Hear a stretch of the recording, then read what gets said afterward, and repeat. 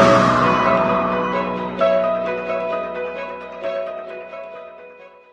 sini. Nah, ini sedianya saya bawakan 1 Juni. Nah, hari ini saya ingin bagikan juga. Kita akan belajar mengenai temptation, godaan. Kita semua yang ada di sini, jangan ada yang merasa sok jagoan. Nggak ada jagoan. Semua pernah melalui temptation, godaan. Dan soal godaan ini, Tuhan Yesus pun ketika dia inkarnasi ke bumi sebagai manusia, dia pun digoda. Ya, apalagi kita, kepada Allah yang inkarnasi saja iblis itu berani menggoda, apalagi sama kita. Jadi jangan ada yang merasa jagoan, nggak bisa digoda. Semuanya bisa digoda. Tuhan Yesus pun juga digoda, hanya dia tidak jatuh di dalam godaan. Nah, ini bedanya dengan kita, bedanya dengan manusia, yang dimana manusia di dunia telah jatuh ke dalam godaan dimulai dari bapak leluhur kita. Siapa dia? Adam. Dan itulah catatan mengenai kejatuhan manusia, temptation. Dan temptation yang paling akut dan paling menakutkan dan seharusnya kita takut adalah temptation doa ingin menjadi seperti Allah, seperti Allah, menjadi dewa di mana saja, entah dewa di rumah, entah dewa di perusahaan, entah dewa di gerejamu. Ada godaan ingin menjadi seperti Allah.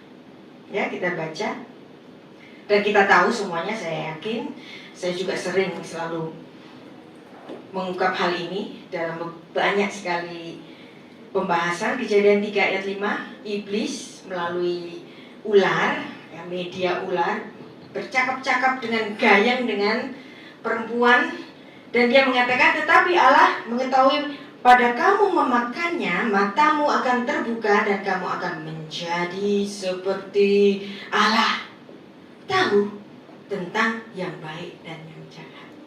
Jadi Adam jatuh ke dalam dosa bukan karena dia lapar, bukan karena dia harus makan, karena di Eden, taman kelimpahan, tidak akan Adam itu kelaparan, tetapi ada yang dia nggak punya semua, dia punya segala kelimpahannya manusia dia punya saat itu, tetapi ada yang dia nggak punya apa? Kekuatan menjadi seperti Allah, dan dia tergoda. Jadi yang membuat manusia jatuh ke dalam dosa karena apa? Karena ingin menyamai yang maha tinggi. Itulah sebabnya dalam 10 firman Tuhan secara khusus memberikan inspirasinya kepada Musa untuk menuliskan bahwa hukum larangan yang terakhir adalah jangan ingin. Ya, yang pertama jangan ada ilah lain, jangan menyembah, kemudian sampai terusnya jangan membunuh, jangan berzina, jangan mencuri, dan yang terakhir jangan ingin. Kenapa kok ditaruh yang terakhir? Karena ini adalah dosa pamungkas. Masuknya pintu dosa adalah dari rasa ingin. Nah, dalam teologi Judaism, konsep temptation, godaan, pencobaan tidak dipandangi secara dualistik, iblis versus Allah. Jadi kalau godaan itu pasti dari iblis, terus kemudian dari situ kita mau lawan Allah atau enggak? Ya memang sejarah manusia jatuh ke dalam dosa pertama kali dia karena digoda oleh iblis melalui media ular. Tetapi sebenarnya godaan itu adalah bagian integral dinamika di mana hubungan manusia dan Tuhan itu berlanjut secara eternally. Jadi disinilah maksud dari temptation, godaan. Nah, apakah dari godaan itu kita tahan uji? Dan ujian ini untuk apa? Untuk memurnikan iman. Jadi jangan selalu pandang bahwa godaan itu selalu negatif. Kadang-kadang kita harus digoda. Supaya apa? Supaya iman kita murni. Nah, tapi di dalam godaan itu, kita di dalam diri kita itu punya dua kekuatan yang selalu setiap hari itu bertentangan, berperang, yaitu apa? Dorongan untuk berbuat jahat dan dorongan untuk berbuat baik. Saya pernah membawakan hati nurani di sini, Yetzer Hatov.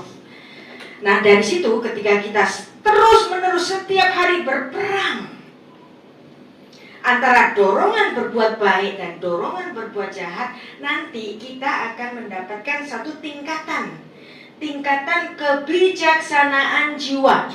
Jadi tingkatan yang terendah dalam istilah Ibrani-nya itu nefesh. Dari kata nefesh muncul kata nafsu. Nafsu makan jadi gemuk, obesitas. Nafsu belanja, tabungannya habis. Nafsu kekuasaan, gak mau turun-turun dari jabatan. Nafsu. Dan yang kedua, ruah. Ruah itu emosi.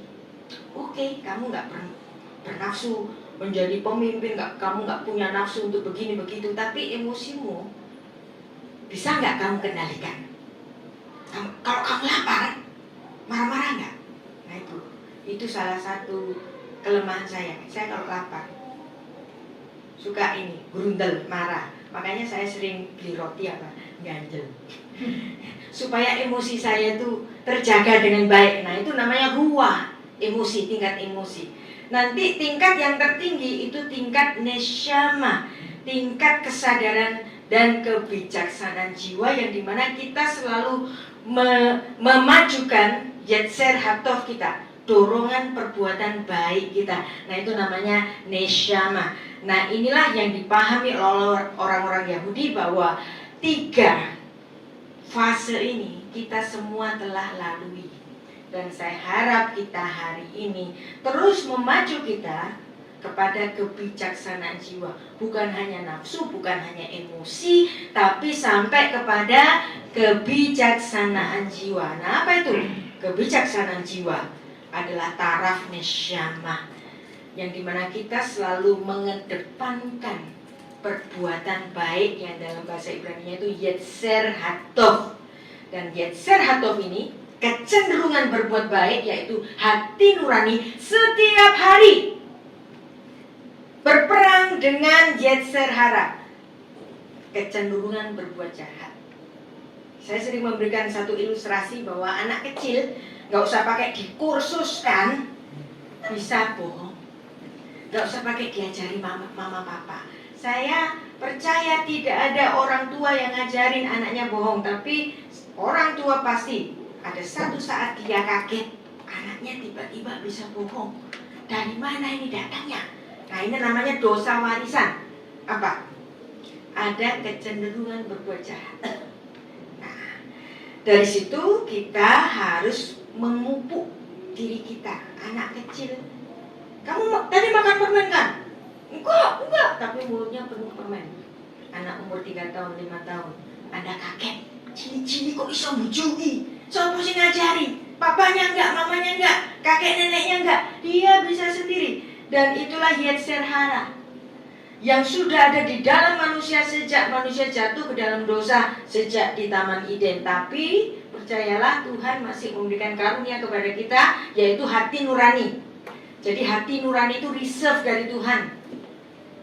Walaupun di dalam diri kita ada kecenderungan berbuat jahat, tapi tetap ada kecenderungan berbuat baik, yaitu hati nurani.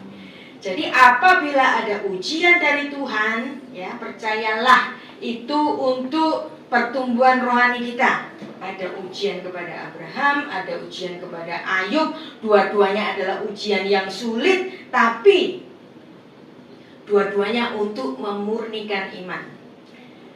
Saya pernah membawakan di sini ujian kepada Ayub, misalnya dalam Ayub pasal 1, Tuhan bangga kepada anaknya yang bernama Ayub di suatu sidang ilahi, yang dimana para malaikat Tuhan itu kumpul. Datang juga iblis. Nah, ketika iblis sudah datang, semuanya sudah lengkap, ya. Jadi lucu, dalam sidang ilahi ada malaikat-malaikat, setan juga didatangkan. Aneh, kok bisa setan ada di dalam sidang ilahinya Tuhan? Nah, kadang-kadang setan di situ bukan dalam artian buruk, tetapi apa? Sebagai jaksa, sebagai penuntut. Ketika Tuhan mendeklarasikan ada Ayub yang sangat setia, taat, beribadah, Tuhan mengatakan, lihat ini anakku Ayub, taat, gak pernah salah, setan gak dolim. Nah, tapi kemudian setan datang, ya jelas saja dia setia. Engkau memberikan berkat kepada keluarganya Ayub dengan berlimpah-limpah. Anak-anaknya cantik-cantik, ganteng-ganteng, istrinya baik, semuanya baik. Ya jelas saja dia setia, Tuhan. Coba kalau kesenangannya dan kebanggaannya engkau ambil, emang dia masih setia? Wow, nanti baca di rumah ya. Ayub pasal 1, Tuhan mengizinkan iblis untuk menyentuh Ayub, orang yang dikasihinya, orang yang dia banggakan sebagai orang yang sangat saleh, paling saleh di dunia. Tuhan izinkan. Wow. Lalu apa yang terjadi? Anak-anaknya mati, hartanya habis, miskin dalam sekejap. Tapi Ayub tetap setia. Karena kesetiaan Ayub ini, Tuhan perlu mengadakan sidang ilahi yang kedua. Apa sidang ilahi yang kedua? Lihat nih anakku Ayub, kamu bilang gara-gara aku memberikan berkat melimpah badannya maka dia setia. Sekarang berkatnya habis, dia tetap setia, gak pernah mengutuki aku. Lalu kemudian iblis datang lagi sebagai jaksa, sebagai adversary. Iblis datang kepada Tuhan, kulit ganti kulit. Karena apa? Yang dipunyai oleh Ayub adalah eksistensi sebagai manusia, keberadaan sebagai manusia. Dia hanya punya tubuh hari itu, tapi tubuhnya pun hendak dipermalukan untuk imannya. Dan Tuhan bicara apa kepada iblis? Lakukanlah apa yang kau mau, tapi jangan kau sentuh nyawanya. Loh, kadang-kadang cobaan yang bertubi-tubi dibiarkan Tuhan datang untuk apa? Memurnikan iman. Tapi saya berdoa jangan ada itu kena di sini ya. Angel abot. Ya. Walaupun itu untuk mengujikan iman, tapi itu adalah hal yang sangat sulit. Dan ada dua macam godaan. Godaan yang pertama adalah godaan kenyamanan. Tapi ada godaan yang kedua juga, godaan penderitaan. Yang saya bicarakan tadi Ayub, godaan penderitaan. Sekarang saya masuk kepada godaan kenyamanan. Iblis ini gak tahu diri, udah tahu kalau Tuhan Yesus itu adalah Allah yang inkarnasi. Dia datangi juga untuk menggoda, apalagi kepada kita. Emang siapa kita? Ya, gak wedi. Ya kan? Bukankah itu dia adalah Tuhan? Tetapi dia ketika menjadi manusia, dia punya potensi untuk jatuh. Jadi siapapun yang menjadi manusia punya potensi untuk jatuh. Hanya saja Tuhan Yesus tidak membiarkan dirinya untuk jatuh. Dan itu ditulis dalam Lukas pasal 4 dan Matius pasal 4. Dan ketika Tuhan Yesus digoda ini, dibahas dua-duanya di dalam kitab Ibrani pasal 2 dan Ibrani pasal 4, yang dikatakan bahwa walaupun dia sudah dicobai tapi dia tidak jatuh. Di situ dia merasakan kelemahan-kelemahan dan dia tidak berbuat dosa. Tapi apakah kita mampu tidak berbuat dosa ketika kita digoda? Baik itu godaan kenyamanan maupun godaan penderitaan. Ibrani 2 ayat 18.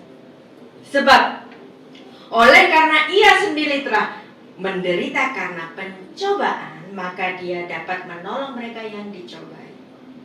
Jadi misalnya kalau kita ngomong, engkau tidak mengerti penderitaanku ya Tuhan, karena engkau tidak pernah menderita. Misalnya, kalau Tuhan itu selalu transend dari jauh gitu kan, kita bisa komplain sama Tuhan, kuatkanlah imanmu. Emang Tuhan pernah menderita? Kalau Tuhan nggak pernah jadi manusia kita bisa komplain. Tapi kita nggak bisa komplain karena dia pernah merasakan penderitaan-penderitaan kita. Ibrani 4 ayat 15. Sebab imam besar yang kita punya bukanlah imam besar yang tidak dapat turut merasakan kelemahan-kelemahan kita. Sebaliknya sama dengan kita. Pernah jadi daging. Dia telah dicobai, hanya saja tidak berbuat dosa. Di situ karena apa? Karena Tuhan Yesus bisa menang atas keinginannya sendiri. Makanya dosa yang paling berat adalah dosa ingin, karena dosa masuk dari ingin. Dan disitulah kita akan belajar mengenai Tuhan Yesus dicobai, yang latar belakangnya dari Lukas pasal 4 dan Matius pasal 4, yang dimana setelah Tuhan Yesus puasa 40 hari 40 malam, Tuhan Yesus dipimpin oleh Roh ke padang gurun untuk berpuasa 40 hari 40 malam sebelum dia dicobai. Dan di sini tujuan pencobaan. Jadi nggak usah ngasuh kalau ada pencobaan, karena Tuhan Yesus sendiri dicobai, ujian ketaatan.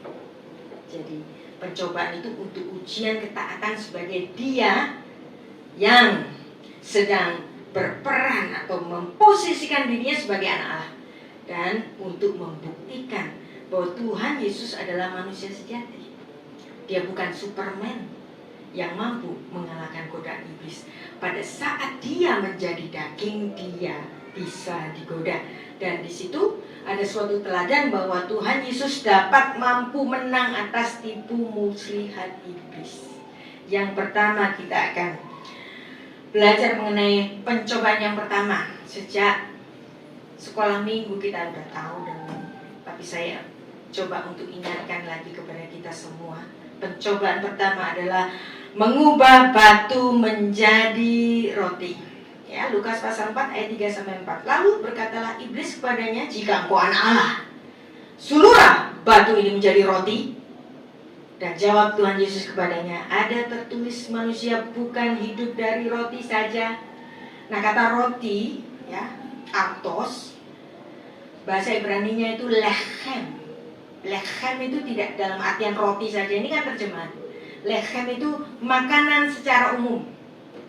Nah, dari kata lechem, makanan, nanti muncul kata milchama, lechem. Kenapa kok ada kata milchama yang artinya perang? Karena manusia dengan lechem, dengan makanan buah terlarang itu, dia hendak menyamai yang maha tinggi. Jadi perangnya manusia pertama gara-gara makanan. Dan ketika Tuhan Yesus digoda oleh iblis mengenai batu menjadi roti, pas dia sesudah berpuasa 40 hari 40 malam, wow, lapar dong, ya kan? Lapar. Ketika digoda, kan kamu punya kuasa membuat batu menjadi roti, kenapa gak kamu lakukan untuk membuang rasa laparmu? Dan Tuhan Yesus menjawabnya dengan firman, Ulangan 8 ayat 3, bahwa manusia tidak hanya hidup dari lechem, makanan, tetapi dari firman yang keluar dari Allah. Dan di sini Tuhan Yesus punya nggak kuasa untuk mengubah batu jadi roti? Punya nggak? Punya. Tapi dia nggak pakai. Nah, ini menarik. Seorang hamba Tuhan, misalnya dia punya karunia sesuatu, kadang-kadang tidak harus dia pakai. Untuk apa? Untuk atraksi di KKR, gara-gara dia mau buka cabang gereja di kota itu. Meskipun dia punya kemampuan untuk bermusisat, kadang-kadang kayak Tuhan Yesus ini, lu pakai nggak? Pakai nggak untuk kemuliaan dirimu? Melepas rantai besi, pong.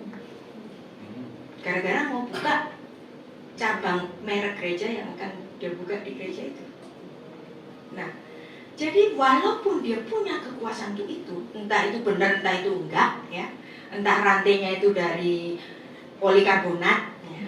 Saya rasa dari polikarbonat. Kenapa? Kalau tebel itu, ya, patah, terus dia itu kan ada ini hukum antara massa dan energi. Dia akan kickback balik, tangannya jadi bengkak. Kalau ding, wah ini polikarbonat itu. Kok jadi rasan-rasan? Tidak, saya memberikan suatu contoh, walaupun Tuhan Yesus punya kuasa untuk itu, tapi nggak dipakai. Dan itulah temptation, bukan soal bisa atau nggak bisa. Temptation, Tuhan Yesus nggak pakai. Dan Tuhan Yesus sedang mengajari kepada kita ketaatan mutlak kepada Tuhan. Ya. Mungkin Anda punya karunia bernubuat, tapi apakah nubuat Anda harus diatraksikan di mimbar atau di KKN? Untuk apa Anda bernubuat? Supaya apa? Supaya diwedeni, ditakuti, untuk kewibawaan diri. Bisa. Tuhan bisa menggunakan mujizat sebagai godaan, temptation. Anda bisa menang dari situ. Yang kedua, pencobaan yang kedua, yaitu menyembah kepada iblis, ilah yang lain, untuk mendapatkan kerajaan dunia. Banyak contohnya. Supaya naik pangkat, ganti agama. Supaya bisa diterima jadi PPDS atau jadi ketua apa, ganti agama. Bisa. Dengan menyembah ilah yang lain. Lukas pasal 4 ayat 5-10. Kemudian si iblis membawa Yesus ke suatu tempat yang tinggi. Dalam sekejap mata ia memperlihatkan kepadanya semua kerajaan dunia. Kata iblis kepadanya, segala kuasa itu serta kemuliaannya akan kuberikan kepadamu, sebab semuanya itu telah diserahkan kepadaku, dan aku memberikannya kepadamu siapa saja yang ku kehendaki. Jadi jikalau engkau tidak menyembah aku, seluruhnya itu akan menjadi milikmu. Ayat 8. Tetapi Tuhan Yesus berkata kepadanya, ada tertulis, engkau harus menyembah Tuhan Allahmu, dan hanya kepada Dia sajalah engkau berbakti. Keren pertanyaan. Jawabannya keren. Tuhan Yesus gak mau secara langsung, kamu dong yang harus nyembah aku. Tetapi sebenarnya secara implisit jawaban ini, hai iblis, hanya kepada Allah, yaitu aku, yang dimana kamu harus berbakti. Jadi di sini godaan kedua, iblis menunjukkan segala kerajaan dunia. Mungkin kita juga akan digoda di sini, entah dengan wanita, entah dengan posisi jabatan, ya. Terus kemudian menjual nama Tuhan, dan di situ Anda menyembah ilah yang lain. Tapi Tuhan Yesus nggak mau nolak jalan pintas ini. Banyak orang ngambil jalan pintas dengan menjual keselamatannya untuk semangkok kacang merah, seperti Esau, dan kemudian kompromi dengan kejahatan. Banyak contohnya yang nggak perlu disebut satu-satu, nanti panjang. Dan yang ketiga, ini menarik. Kenapa kok yang ketiga dan yang terakhir?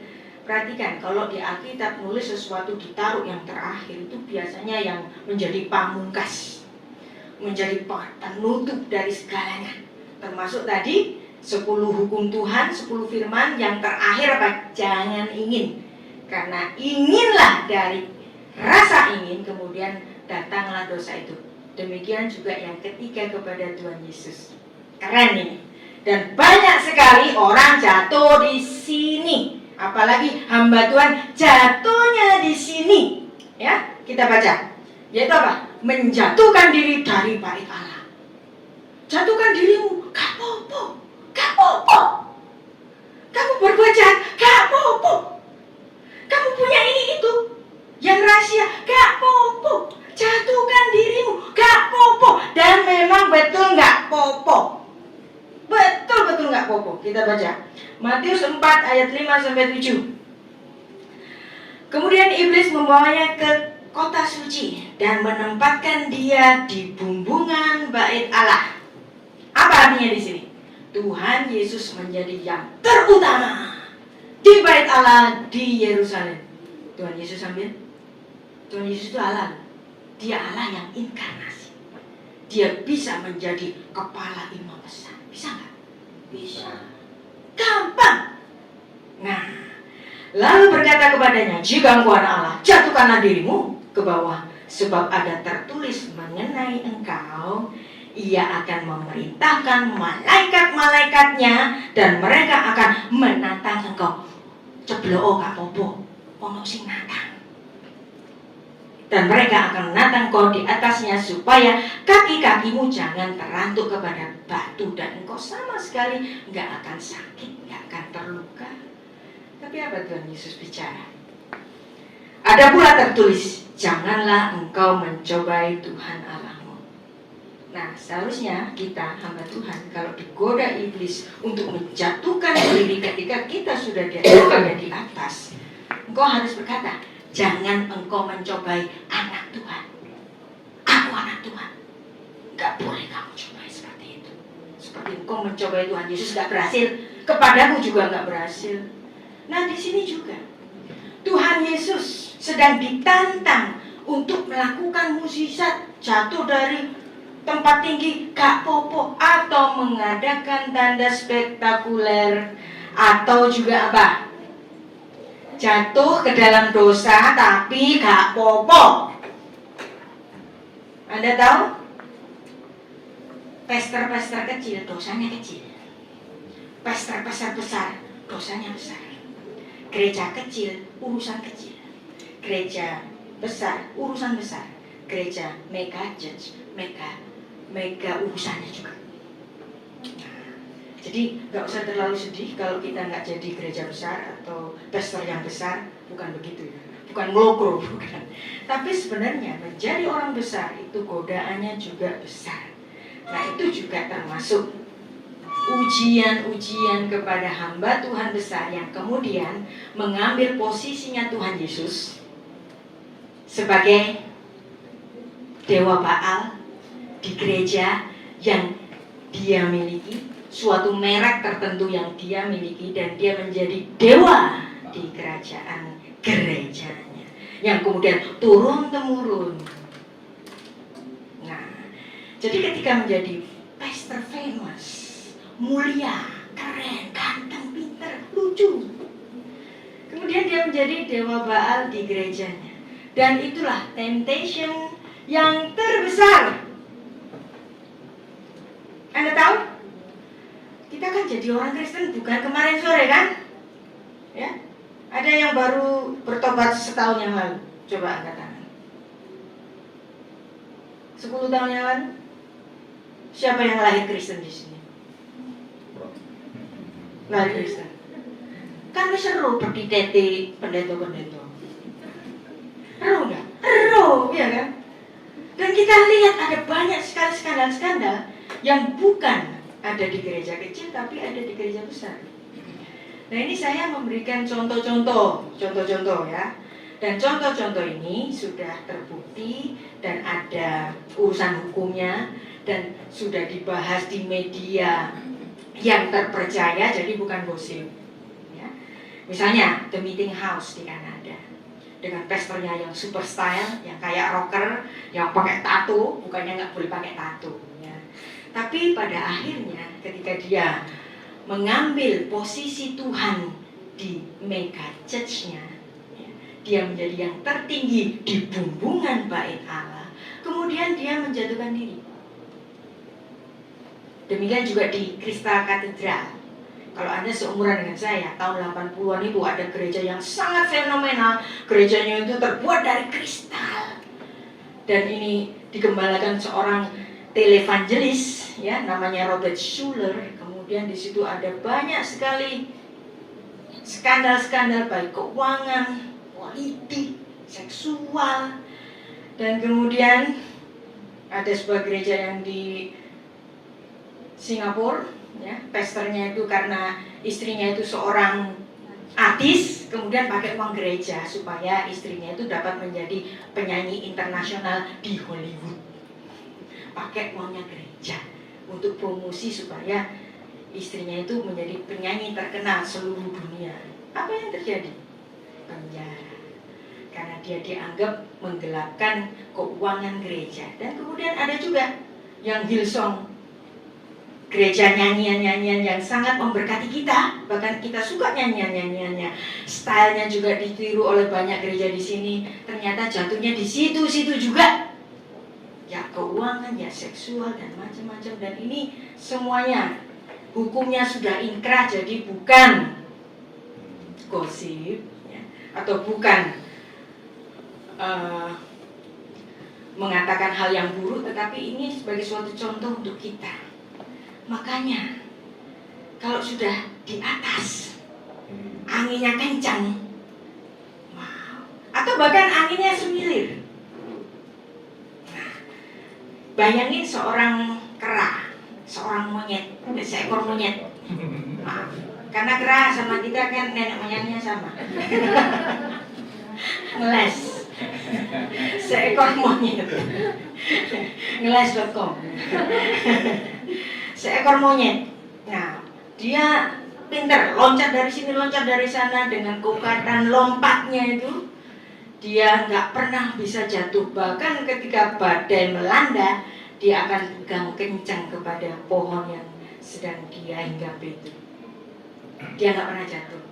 Tapi jatuhnya bisa-bisa karena apa? Ketika angin semilir, dia kelengar tidur, jatuh. Demikiannya juga kita. Ketika kita menikmati kemewahan kita, kenyamanan kita, kuasa kita sebagai orang yang nomor satu di suatu perusahaan, di suatu gereja yang kita pimpin, apa yang terjadi? Kita bisa kelengar di situ dan jatuh. Makanya Tuhan Yesus memberikan satu teladan bagi kita untuk doa Bapa kami, Matius 6 ayat 13, jangan membawa kami ke dalam pencobaan, tapi lepaskanlah kami daripada yang jahat, karena Engkaulah yang mempunyai kerajaan dan kuasa sampai kemuliaan, dan kemuliaan sampai selama-lamanya. Amin. Nah, jangan membawa kami ke dalam pencobaan. Loh, berarti Tuhan yang nyobai. Loh, katanya Tuhan gak nyobai. Tapi kadang-kadang Tuhan mengizinkan pencobaan itu yang pastilah ini akan membuat sulit bagi kita. Apa sih maksudnya pencobaan-pencobaan itu? Bagaimana mungkin kita dapat menang dari godaan itu? Makanya saya suka model cara baca seperti Paus Fransiskus khusus untuk ayat ini. Jadi janganlah membawa kami ke dalam pencobaan itu, seperti kita mengatakan, jangan biarkan kami jatuh ke dalam pencobaan. Atau kita memohon kepada Tuhan, kalaupun aku sampai dicoba ya Tuhan, jangan biarkan aku sendirian. Engkau bersamaku ketika aku mengalami pencobaan itu. Nah, itulah makna secara spiritualitas bagi kita ketika kita menghadapi pencobaan. Nah, balik lagi ngomong tentang hamba Tuhan. Ini konten saya terakhir, gak tahu kenapa kok ngomongin soal ini terus. Saya bicara kemana dikasih apa Bu, topiknya ini Bu. Loh, kok ini terus? Termasuk hari ini ngomongin hamba Tuhan, tapi bukan rasan-rasan. Karena saya sendiri juga ada di situ. Itu pun sebagai suatu pacuan bagi saya sendiri yang berdiri di sini untuk selalu eling lan waspada. Ya. Pelayan Tuhan itu sebagai matchmaker. Apa itu matchmaker? Merit broker. Bahasa kerennya. Coro Jawa niku mak comblang. Jadi gembala gereja itu seperti mak comblang. Apa sih mak comblang itu? Dia nggak ikut menikah, tapi dia memacangkan gadis suci yang benar-benar suci untuk nanti dinikahkan dengan anak rojo. Jadi di sini dia sebagai seorang mentor yang mendidik perempuan itu. Dan pada zaman dahulu, kalau Anda baca kitab Ester itu nggak ada kata Tuhan. Tetapi kitab Ester syarat dengan alegori atau perlambangan. Jadi kalau ada kata raja di dalam kitab Ester itu menunjukkan kepada sang raja semesta. Zaman hari itu Ahasveros memiliki suatu kekuasaan yang tak terbatas dan dia sangat kaya raya.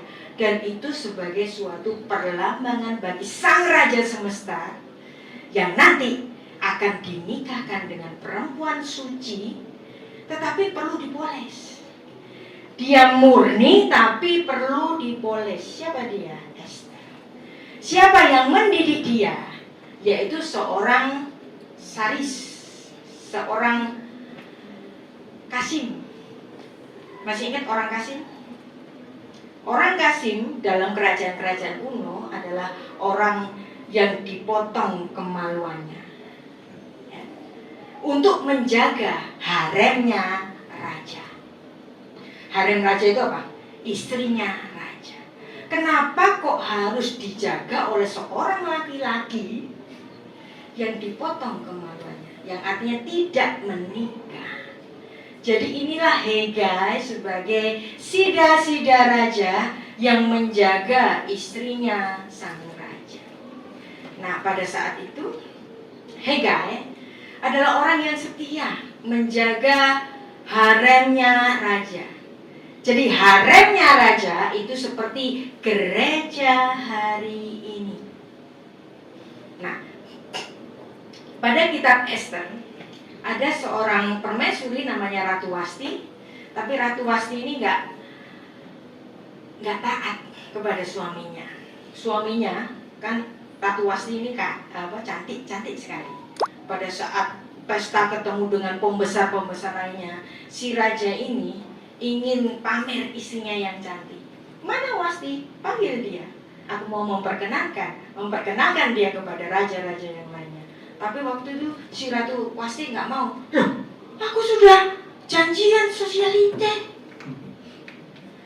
Si ini ulang tahun. Si ini habis itu lanjut arisan terus. Jadi dia mementingkan sosialitenya. Kemudian sang raja marah atas ketidaktaatan istrinya, maka si permaisuri ini dipecat. Anda tahu artinya dipecat? Hukuman mati.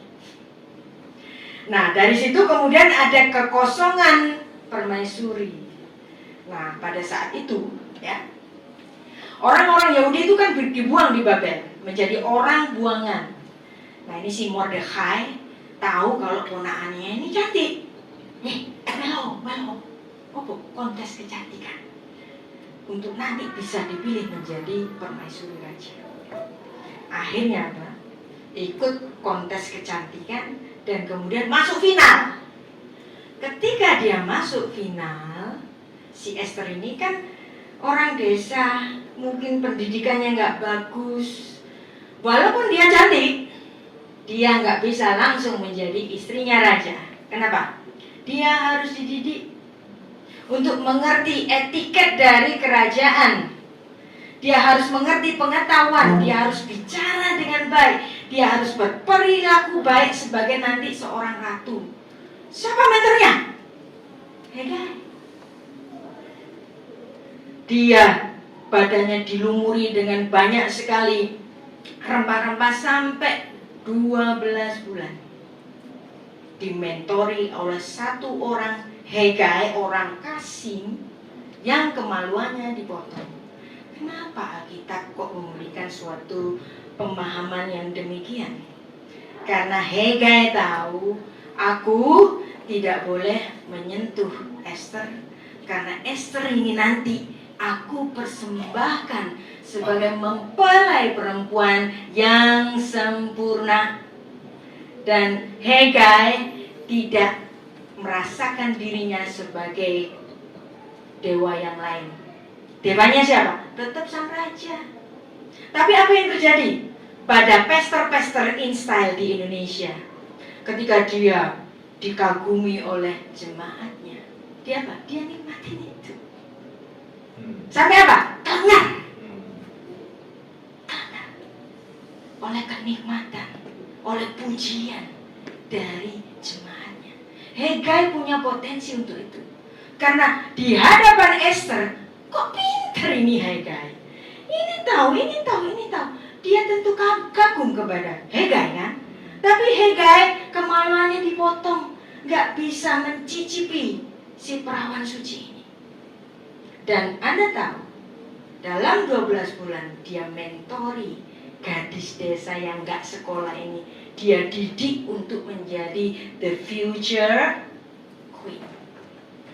Dan itulah tugas bagi gembala-gembala gereja, baik besar maupun kecil. Jangan ambil posisinya raja. Kalau Hegai ya Hegai, kalau Kasim ya Kasim. Dia harus mempersiapkan sang mempelai yang sempurna bagi Melek, sang raja semesta. Aku persembahkan, ini adalah mempelai perempuan bagimu ya rajaku. Dan itulah yang dilakukan oleh Hegai. Apakah kita siap menjadi Hegai? Baik besar maupun kecil. Ketika kita menikmati kenikmatan manisnya jemaat, kadang-kadang yang merusak hamba Tuhan itu bukan hamba Tuhan sendiri, kadang-kadang jemaat. Jemaat itu diservis habis. Saya tuh kalau diundang di luar kota itu sering berdalih apapun, pokoknya jangan sampai diservis habis. Karena itu akan merusak kita. Kita menikmati fasilitas-fasilitas yang diberikan. Penjemputan, mobil bagus. Kalau dia undang ke restoran, restorannya bagus, bikin kita jadi gemuk, obesitas nanti kan kalau makan enak terus. Dan itulah, jangan mengambil manisnya jemaat seperti Hegai yang menjadi syarhan, menjadi matchmaker. Meskipun ada kemungkinan untuk itu Esther mengagumi Hegai, bisa kan? Tapi Hegai tidak ambil itu. Dan itulah yang dilakukan oleh Paulus. Itulah kenapa Paulus, walaupun nggak semuanya, dia nggak menyuruh orang itu seperti dia. Paulus itu memilih dirinya untuk tidak menikah karena dia menghayati posisi Hegai yang nggak boleh menyentuh istrinya raja. Makanya dia tetap menjadi seorang pembuat tenda. Dan dia membiayai kebutuhannya sendiri supaya dia jangan tergelincir di situ. Dan dia mencemburui jemaat yang dia gembalakan dalam cemburu ilahi. Ya, 2 Korintus 11 ayat 2 di sini adalah suatu pernyataan yang eksplisit. Paulus menempatkan dirinya sebagai Hegai, orang yang mempersiapkan jemaatnya menjadi mempelai Kristus bagi Tuhan. Jadi gereja adalah secara korporat menjadi mempelai Kristusnya Allah. Dan Tuhan Yesus sebagai sang mempelai laki-laki, maka si gembala ini siapa? Paulus, dia menempatkan dirinya sebagai mak comblang atau pak comblang. Ya, mempersiapkan supaya istri raja ini dididik supaya menjadi future queen. Kita baca 2 Korintus 11 ayat 2. Sebab aku cemburu kepada kamu dengan cemburu ilahi karena aku telah mempertunangkan kamu. Jadi kita yang sedang berjemaat ini, kita itu tunangannya Yesus. Yang nanti Pak Ede itu harus mencemburui. Kalau kita berbuat aneh-aneh, Pak Ede harus menegur karena dia sebagai penjaga sang mempelai Kristus. Aku telah mempertunangkan kamu kepada satu laki-laki untuk membawa kamu sebagai perawan suci kepada Kristus. Dan inilah peran Hegai yang dihayati secara penuh oleh Rasul Paulus. Maka kemudian Anda tahu yang memang pada akhirnya secara korporat Paulus pun menjadi bagian dari mempelai Kristus itu. Maka ketika dia mau meninggal, apa yang dia katakan? Dia bangga. Aku Hegai, aku yang tidak pernah menyentuh mempelai Kristus. Aku telah melatih diriku. Ya, 1 Korintus 11 ayat 15. Tetapi aku tidak pernah mempergunakan satupun dari hak-hak itu. Aku tidak menulis semuanya ini, nggak diperinci, tetapi dia tidak menggunakan hak-hak itu supaya aku pun diperlakukan juga demikian. Sebab aku lebih suka mati daripada aku kenger karena pujian-pujian dari jemaat yang aku gembalakan. Ngefan, jemaatnya ngefan sama gembalanya, banyak kan. Bahkan gembala itu membuat dirinya supaya dia dikagumi oleh jemaatnya, sehingga jemaat itu semuanya memperjuangkan merek gereja yang dia pimpin. Sekarang kita itu kalau ke gereja itu kan bukan persaingan gereja. Kan sama-sama murid Kristus, tapi persaingannya apa? Merek gereja. Merek gereja A, merek gereja B. Masing-masing membanggakan pesternya masing-masing. Pastorku keren, bisa bermusisat, bisa bernubuat. Lalu itu bilang, wah enak pastorku, nggak gini, nggak kayak kamu lah. Kan jadi kita perang apa? Perang merek. Kemarin saya ketemu sama Romo Magnis, kita lagi membicarakan gereja yang sedang perang merek. Padahal podo Kristen nih, tapi masih perang merek. Merek A, merek B, merek C. Dan kemudian sang Hegai ini yang mendapatkan suatu tugas untuk menggembalakan atau membuat sang mempelai Kristus menjadi mempelai yang sempurna.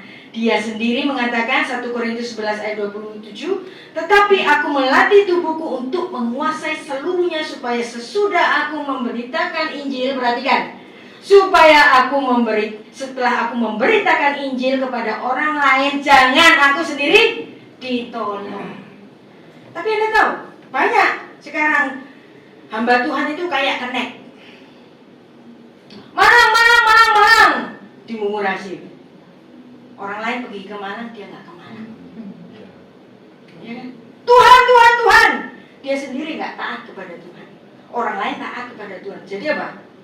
Jemaatnya yang pergi ke surga, dia ada di luar pintu gerbang. Jadi nanti ya, Anda harus tahu, di surga katanya nggak ada sakit penyakit kan? Katanya nggak ada sakit penyakit, tapi sebenarnya ada satu penyakit. Masih ada satu penyakit. Masih. Sakit apa? Penyakit kaget. Sakit kaget. Misalnya ini kita ini masuk di surga. Terus Anda cari, Anda punya list pester yang keren-keren itu, yang bermusisat itu. Loh, pester ini, pester A. Kono. Koler mana guri? Kono. Loh, kok kono? Kono. Terus kita lihat ada tukang cuci, tukang pel, namanya Nanang, misalnya. Loh, Nang, kok Nang gini? Loh, kula pun kala wingi, Bu. Dia duluan ternyata. Kula pun kala wingi. Loh, darahmu ndi? Kala nang guri. Mboten enten, Bu. Kaget kita. Penyakit kaget di surga. Makanya itu yang si Rasul Paulus itu berkata, jangan aku setelah memberitakan Injil, aku sendiri ditolak. Dan kita sendiri kaget, loh kok sini kok kanan gini, kok sini kok sini iki. Yang Anda tidak duga-duga ternyata masuk surga. Yang Anda pikir dia masuk surga, konconnya Tuhan Yesus, gak masuk surga. Kan banyak orang bernubuat, seolah-olah telepon-teleponan sama Tuhan. Apa Tuhan? Oh, ibu yang di sana. Oh, baik Tuhan. Konconnya Tuhan Yesus. Ternyata di surga tidak ada. Nah, itu namanya nanti ada penyakit kaget. Maka kita semua, siapapun kita, baiklah kita mempersiapkan diri. Kalau kita dipilih oleh Tuhan untuk menjadi hamba Tuhan, baiklah kita menjadi Hegai. Seperti Rasul Paulus menempatkan dirinya sebagai Hegai. Anda siap untuk menghadapi temptation? Kalau temptation kenikmatan ada contohnya. Makanya masih ada satu film ya. Film itu agak kontemporer, tapi judulnya saya suka. The Last Temptation of Christ. Jadi Tuhan itu kan digoda 3 kali di padang gurun. Tapi sebenarnya ada godaan yang terakhir. Godaan yang terakhir menurut sutradara Martin Scorsese. Walaupun filmnya itu nggak terlalu kontemporer, tapi judulnya saya suka. Sebenarnya godaan yang terakhir bagi Tuhan Yesus adalah ketika di kayu salib. Mungkin nggak sih Tuhan Yesus itu tergoda? Kok sorong ini sih? Wes tak mau naik? Mungkin nggak? Mungkin. Jadi itulah godaan yang terakhir bagi Tuhan Yesus. Jadi bagi kita, godaan itu tidak selalu kenikmatan. godaan itu juga karena penderitaan. Baiklah kita mempercayakan diri kita untuk pernyataan Tuhan Yesus Kristus. Tuhan, seandainya aku ada di dalam godaan pencobaan, jangan biarkan aku sendiri. Baiklah Engkau tetap bersamaku. Seperti tadi yang Tuhan Yesus ajarkan sendiri dalam doa Bapa kami. Janganlah membawa kami ke dalam pencobaan, tapi lepaskanlah kami dari yang jahat. Mari kita berdoa. Bapa, kami ucap syukur untuk kesempatan kami sekali lagi ya Tuhan, merenungkan firman-Mu yang begitu indah, mengingatkan kami semua, terutama kami yang sudah Engkau pilih menjadi para pelayan, menjadi orang-orang yang mengembalakan, menjadi orang-orang yang memberitakan firman Tuhan. Ketika kami berteriak Tuhan, Tuhan, bercerita tentang kebaikan, janganlah kami ditolak ya Tuhan. Ajar kami untuk setia kepada Engkau. Beshem ha'af, ve'aben ve'ruach ha'kodesh, ha'elohim. Amin.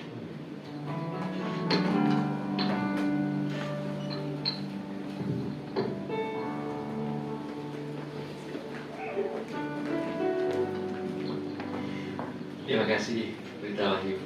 Kita semua diberkati. Amin. Iya. Oke. Puji Tuhan, ayo kita akan mengakhiri pada kita.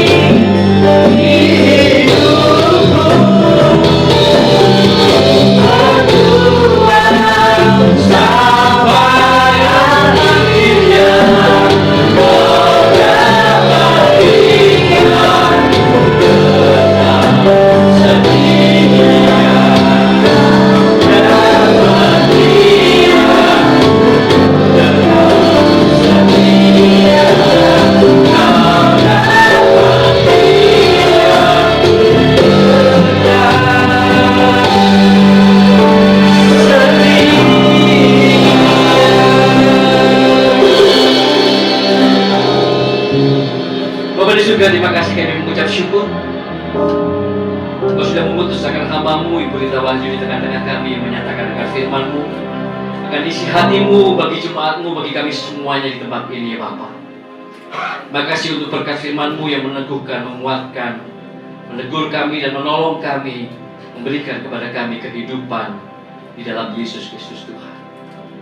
Kiranya Engkau terus memberkati akan hamba-Mu serta seluruh keluarga besar ya Bapa.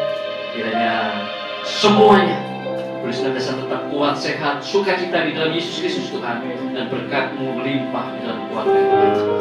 Kau memakai akan hamba-Mu Ibu Rita Wahyu, kemanapun Kau mengutus akan hamba-Mu ini, biar kiranya hikmat dan penyertaan-Mu senantiasa ada atas hamba-Mu ini, dan begitu banyak jiwa-jiwa yang akan terus dibawa kembali kepada Engkau ya Yesus Kristus Tuhan. Terima kasih Bapa di surga. Hamba-Mu juga berdoa untuk setiap jemaat-Mu yang ada di tempat ini. Tuhan, ada di antara jemaat-Mu datang dengan segala pergumulan, datang dengan segala persoalan, dengan segala apapun keraguan dan kebimbangan mereka ada di tengah-tengah ibadah pada pagi hari ini. Bapak, kami percaya hamba-Mu berdoa untuk mereka, bahwa firman-Mu menguatkan, meneguhkan, dan menghiburkan mereka semuanya. Senantiasa firman yang daripada Engkau itu akan memberikan kekuatan, akan memberikan pertolongan pada jemaat-Mu, sehingga mereka memperoleh hikmat yang daripada Tuhan Yesus Kristus atas setiap persoalan, atas setiap permasalahan, atas setiap pergumulan mungkin sehari-hari ini sedang mereka hadapi Bapa. Sehingga pulang dari ibadah ini mereka akan beroleh kelegaan oleh karena firman yang dari Bapa di surga, oleh karena Yesus Kristus sendiri, sang hikmat yang ada di dalam kehidupan mereka. Makasih Bapa di surga. Kami akan mengakhiri ibadah pada pagi hari ini. Jemaat Bethany Shalom Family yang dikasihi Tuhan, saat ini akan makan. Pandanglah kepada wajah Bapa kita yang di surga.